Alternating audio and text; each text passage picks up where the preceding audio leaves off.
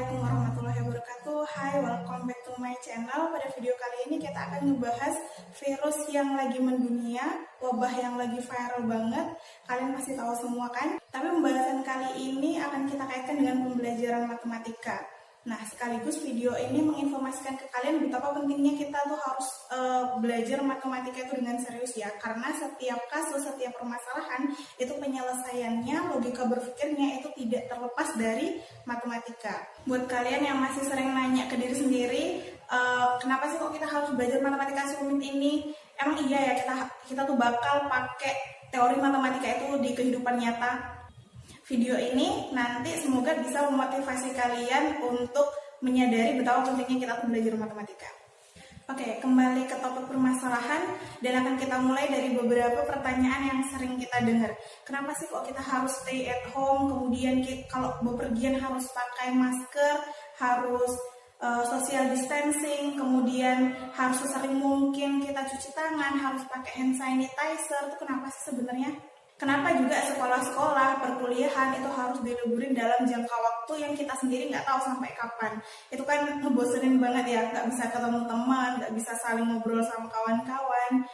Terus ada event-event nasional yang juga harus terhambat keterlaksanaannya karena wabah ini. Emang nggak bisa ya dengan orang-orang yang udah terjangkit virus COVID-19 itu dirawat di rumah sakit, kemudian yang masih sehat ya udah bebas saja beraktivitas sesuai dengan agendanya masing-masing. Nah, beberapa pertanyaan kenapa itu akan kita coba jawab secara matematis dengan tuntas pada video kali ini. Keep stay tune ya, yang belum subscribe silahkan subscribe dulu karena subscribe itu gratis. Dan kalau kalian suka dengan video ini, kalian boleh like, dan kalau sekiranya video ini bermanfaat dan menginformasikan, kalian boleh share ke teman-teman.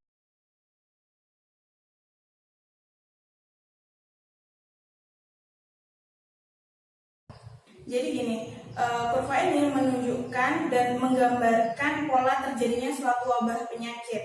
Dan di sini ada sumbu X yang menyatakan durasi wabah, sedangkan sumbu Y itu menyatakan jumlah kasusnya. Nah, di sini sudah tergambar ada dua buah kurva. Kurva yang pertama ini kurva yang sangat rapid, dan itu maksudnya gimana?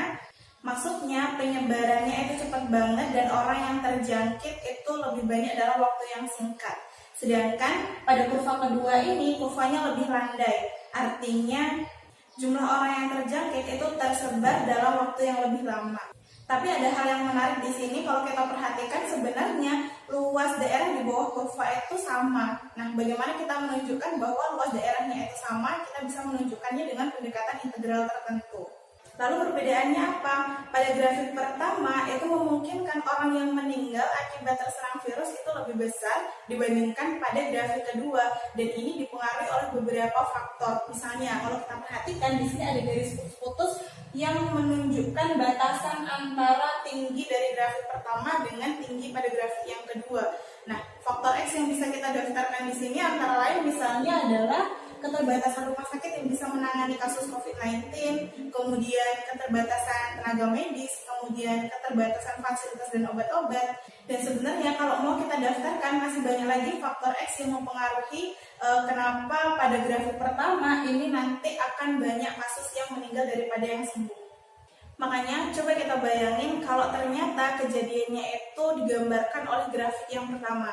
Akan ada banyak orang yang sakit dalam waktu yang singkat, sehingga pasti nantinya akan ada banyak orang yang tidak bisa mendapatkan penanganan di rumah sakit. Nah, kalau dia tidak bisa mendapatkan penanganan di rumah sakit, artinya kemungkinan untuk bisa disembuhkan itu sangat kecil karena mengingat keterbatasan yang udah disebutkan tadi.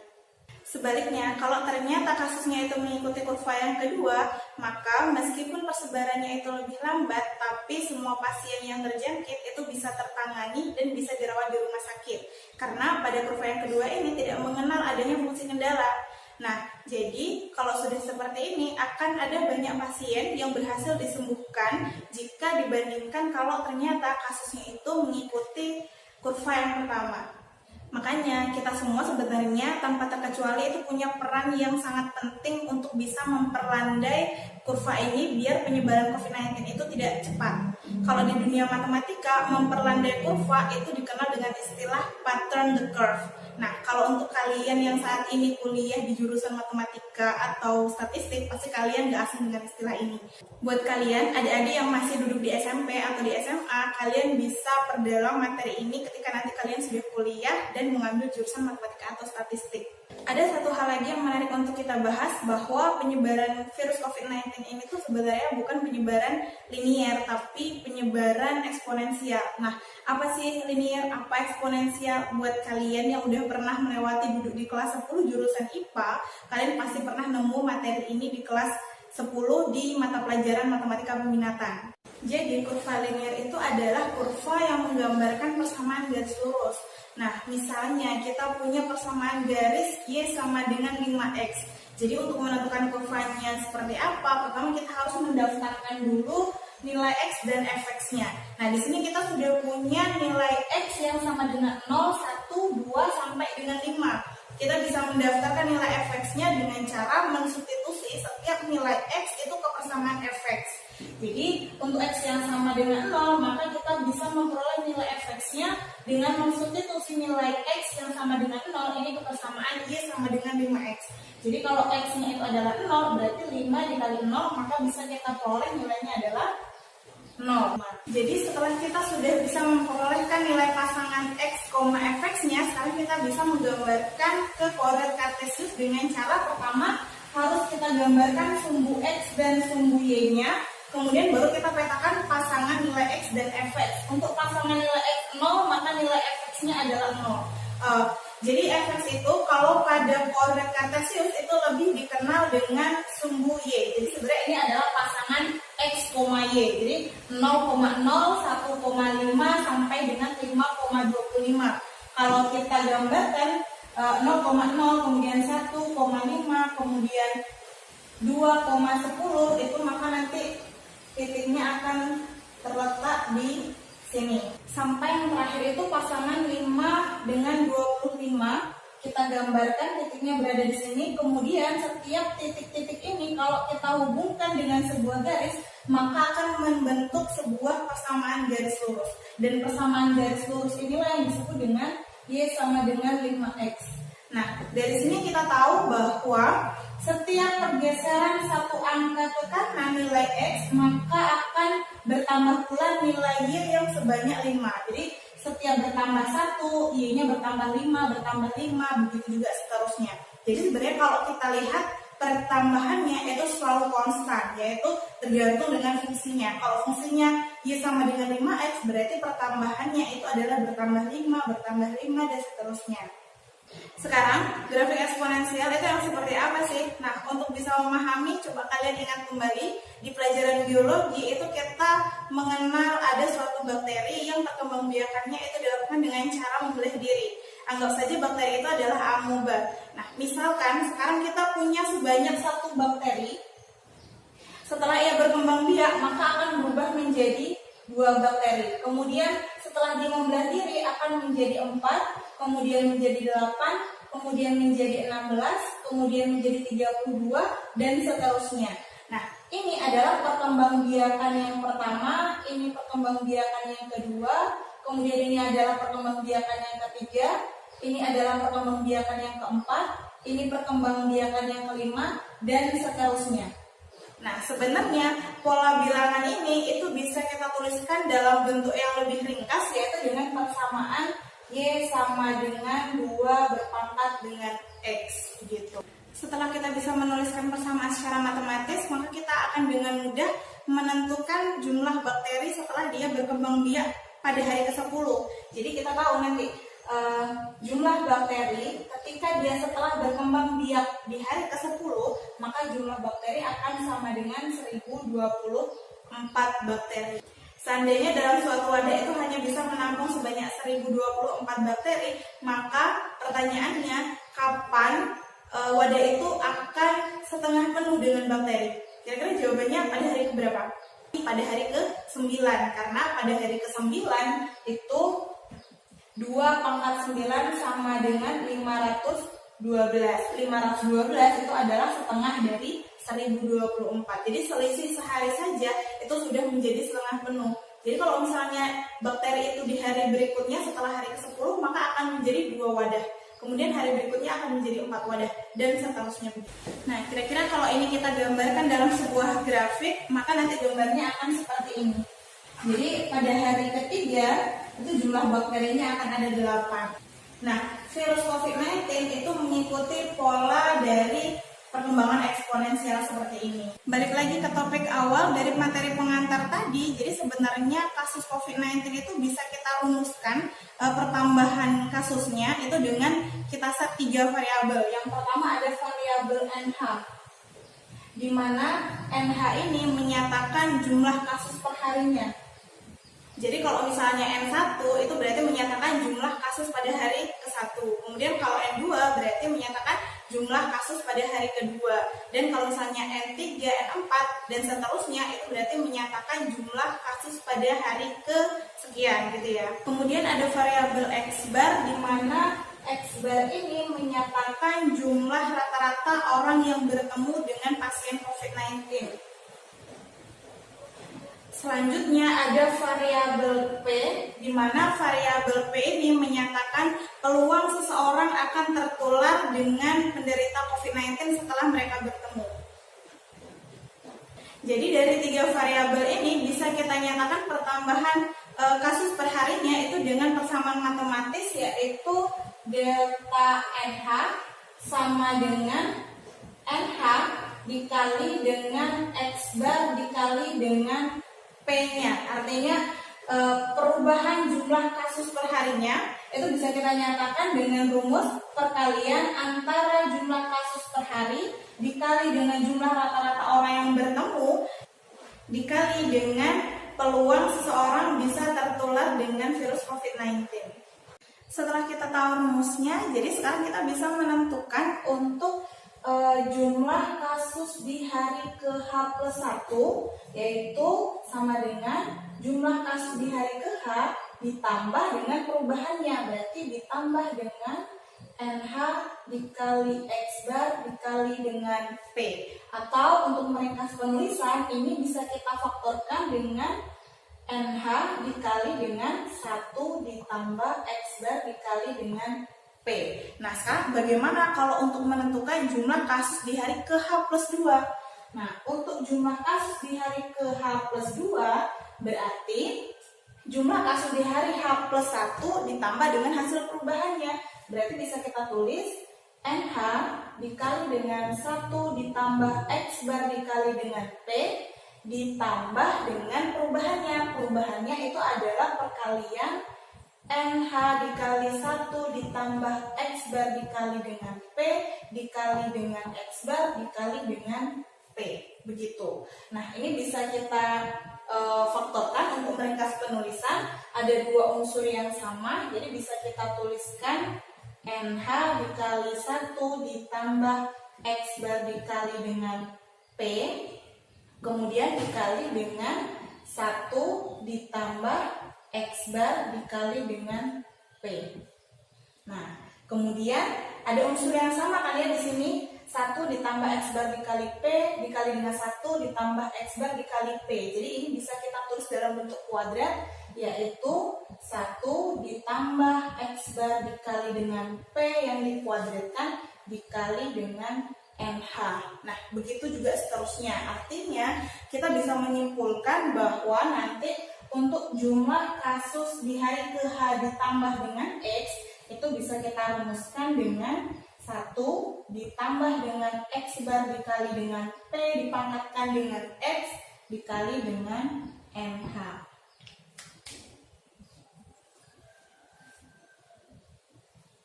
Setelah kita tahu kalau ternyata di hari ke H+X itu bisa ditentukan jumlah kasusnya dengan rumus ini, nah sekarang yang menjadi pertanyaan penting adalah bisa nggak sih kita tuh menjadikan nilai NH plus X-nya itu sangat kecil?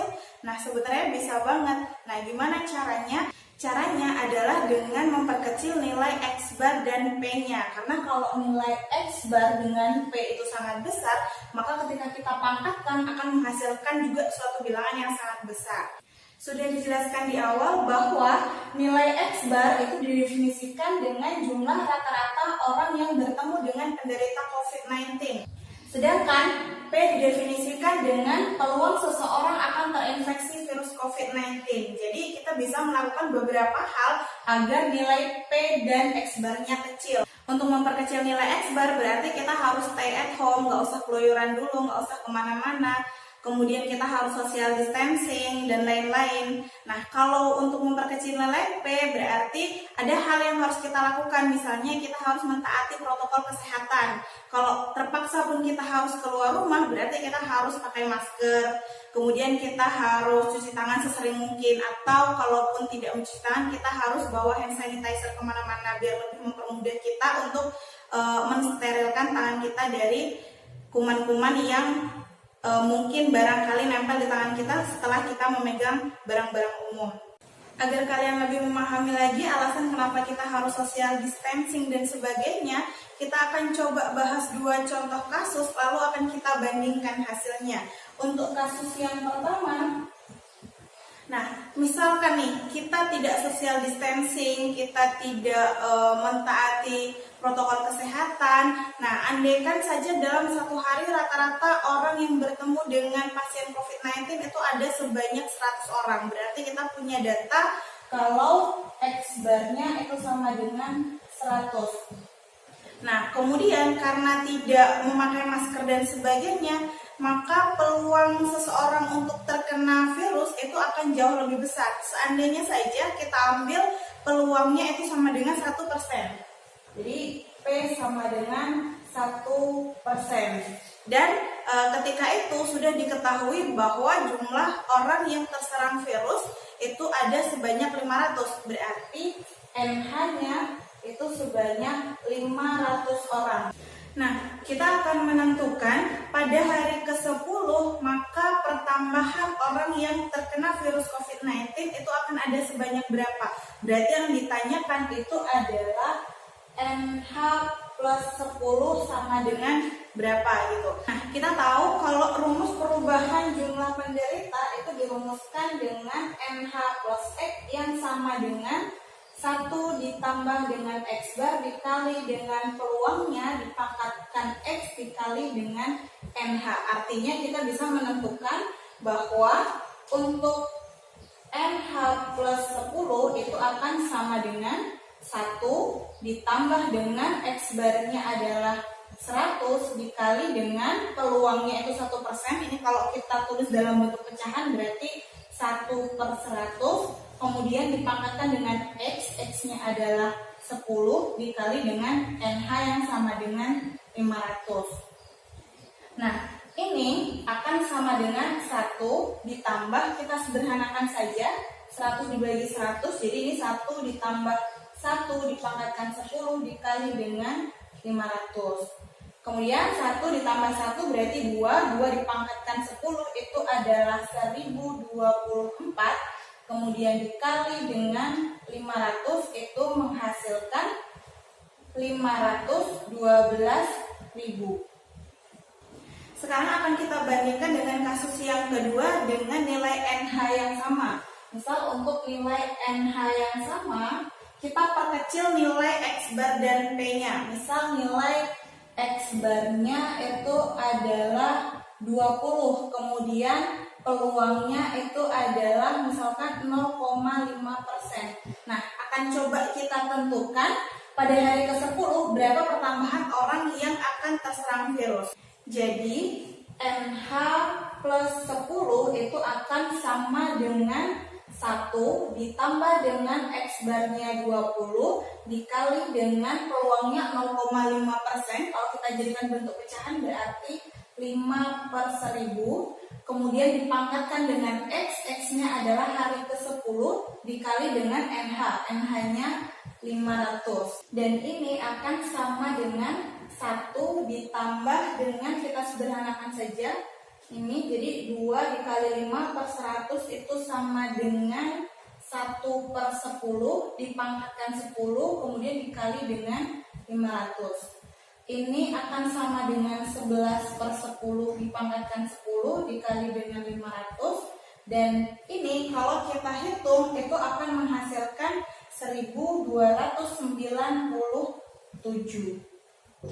Nah, bisa kita lihat kan perbedaan nilainya. Kalau pada kasus pertama itu jumlah pertambahan orang yang terkena virus ada sebanyak 512.000, sedangkan di kasus yang kedua itu hanya bertambah menjadi 1297 orang. Jadi kalau kita nggak stay di rumah aja, kita nggak social distancing, maka nanti keadaannya tuh bakal jadi parah banget.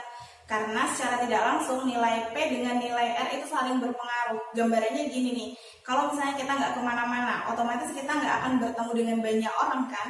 Nah, kalau kita nggak bertemu dengan banyak orang, berarti kan peluang kita untuk terinfeksi itu juga menjadi sangat kecil. Dengan simulasi matematika yang udah dijelasin di video ini tadi, sekarang kita tahu betapa pentingnya social distancing. Karena kalau kita nggak social distancing, tuh keadaannya bakal jadi parah banget. Jadi kalau pandemi ini mau cepat selesai, ayo sama-sama kita taati peraturan pemerintah. Karena sebenarnya yang punya peran penting untuk menyelesaikan kasus ini itu nggak cuman pemerintah, nggak cuman tenaga medis, tapi terutama kita semua. Dan bagi teman-teman yang punya rezeki berlebih, mari kita sama-sama hulurkan tangan. Mari kita bantu saudara-saudara kita yang membutuhkan, yang barangkali mereka kesulitan untuk memenuhi kebutuhan pokok mereka kalau dalam sehari saja mereka tidak bekerja. Sekian video ini, semoga bisa menginspirasi teman-teman. Thanks for watching dan Assalamualaikum warahmatullahi wabarakatuh.